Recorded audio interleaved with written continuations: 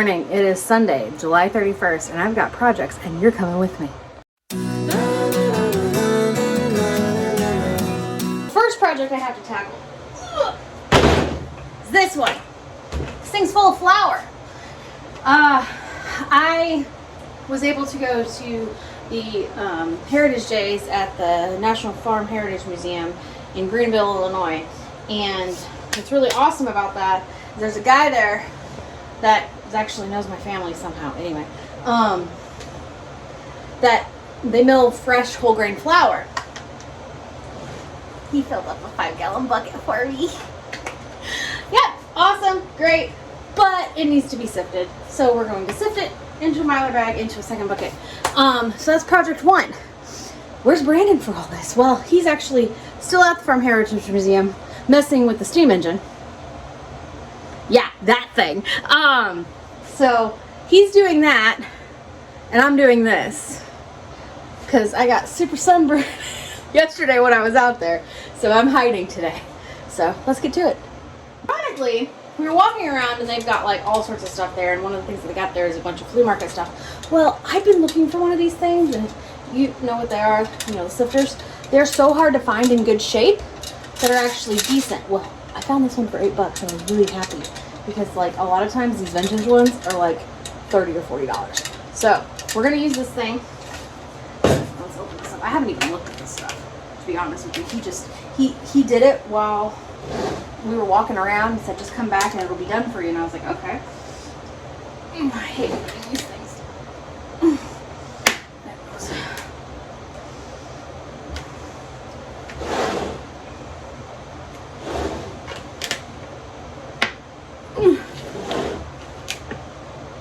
I'll be back. We got it open.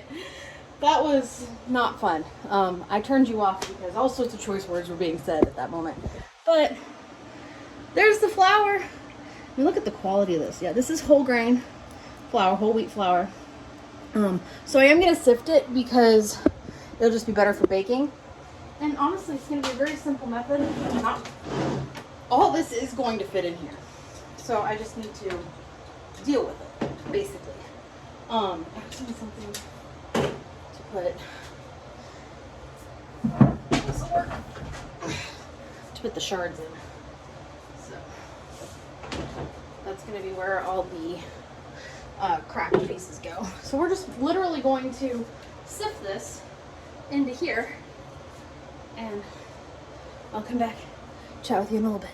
All right, guys. So that did not take me anywhere as long as I thought it was going to. Pretty much because it was really good quality already. But there really wasn't much. So all I'm gonna do, I'm not gonna seal this as in like hardcore seal it, because this bag is already has a, it's pretty good. It's got a seal on it already. So I'm just gonna pack it down in there, get my lid.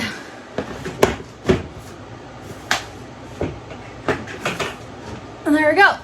So that's project one. Oh, you want to see how much came out of it? Honestly, I'd be willing to say there's probably not even a couple. You want to know how clean this stuff was? That's it. That is all I pulled out of this. This stuff was clean, man. Which is fabulous. So yeah, project one is done. On to project two. What's project two? We're gonna jar some tomatoes. Hey, we're back. Okay, so it's time to deal with this. So I'm sure you've seen the method of scald to take the skins off. Well, this is kind of the reverse of that. Our tomatoes look like crap this year. They really do. So we actually kind of cut the crap out of them first. But basically, then we froze them so then I could just use them when I want. So like lukewarm water, doesn't even need to be hot water. Basically, all I'm doing is I'm going to be jarring these. So you take your tomato, you put it in the water, and the skin kind of just falls off. And this is one that I totally forgot to take the core out before. So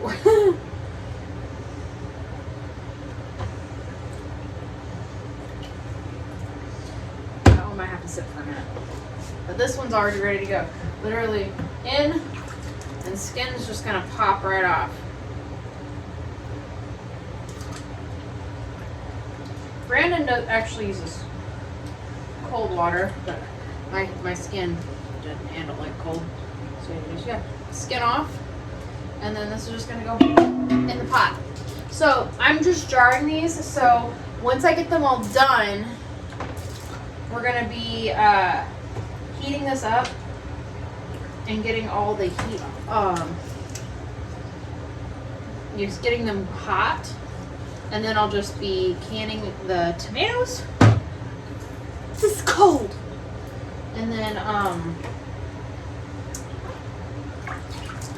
And then jarring the juice. So simple as that. Okay, so I got them all skinned. Obviously this pot is very full, but keep in mind they're still frozen, so there's a little space. They're gonna sink down. Basically we don't want to like fully cook the tomatoes, but we do want to cook them, because if you didn't know, when you can tomatoes, just jarred tomatoes like crushed tomatoes, what's gonna happen is there's so much water in them, they're gonna separate. So if you cook them down a little bit first, what's gonna happen is they're not gonna have to separate as much because you're cooking that water out. That water is the good stuff. That's the juice. That stuff I'm actually gonna can as well, but I'm gonna can it separate because you use them for different things. So why am I doing this but not actually making an item? No other reason than I'm not exactly sure what I need right now. And I'm not in a position that I need to can chili right now, or salsa or anything like that. So what I'm doing is I'm just getting my tomatoes canned in jars so that they'll preserve and that they're not in my freezer, and then I can use them for whatever I want, which is awesome. Ready to jar yet, but I wanted to give you guys a look into why I'm cooking them first. See that? See how much is cooked down already? See all that liquid? That's not just random liquid. That's liquid that was inside the tomatoes. That if I would have just, even from regular, without being frozen, just normal tomatoes, I would have just jarred them up and I would have cooked them. They would have separated and it would have been a nightmare. So we're gonna cook them down, get them to the point where all that water has been already cooked out. And then when I jar the tomatoes, I'm actually gonna have good, like filled jars of tomatoes. So there you go. All right, we're gonna jar some tomatoes because that's what we do. I need my strainer. Funnel. I've already got my jars in. Hot water. Stick the lids in, just keep them warm.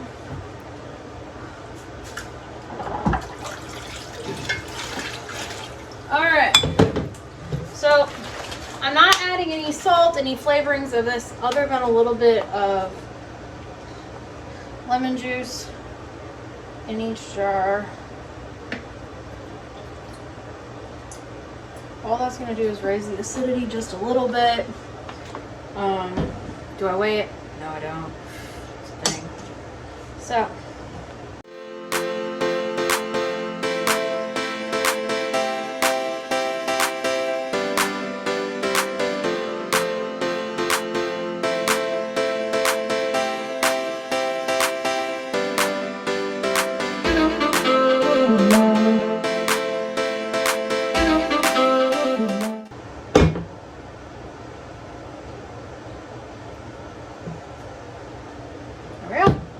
simple as that. Keep it going.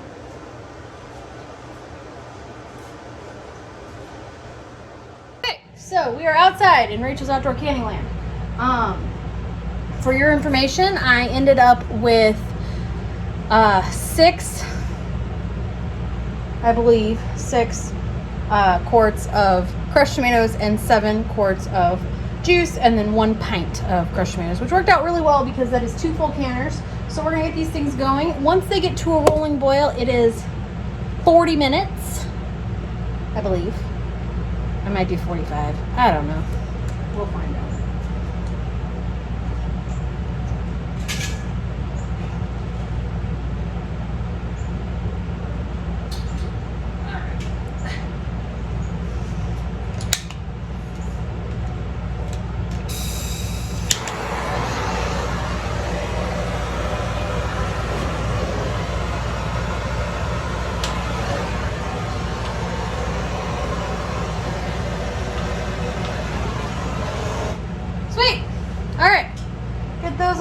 get them to a boil, and then 40-ish minutes, 45, well, at least 40 minutes of boiling, and then they'll be ready to go.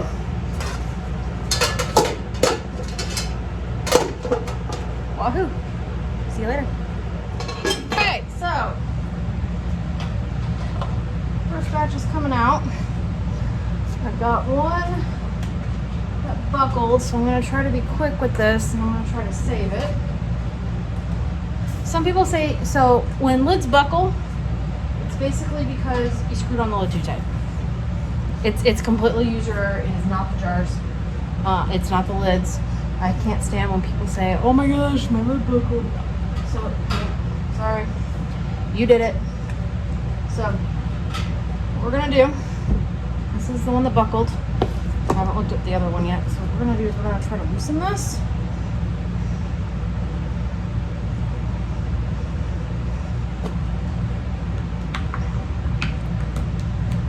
I don't know if it actually buckled or if it's...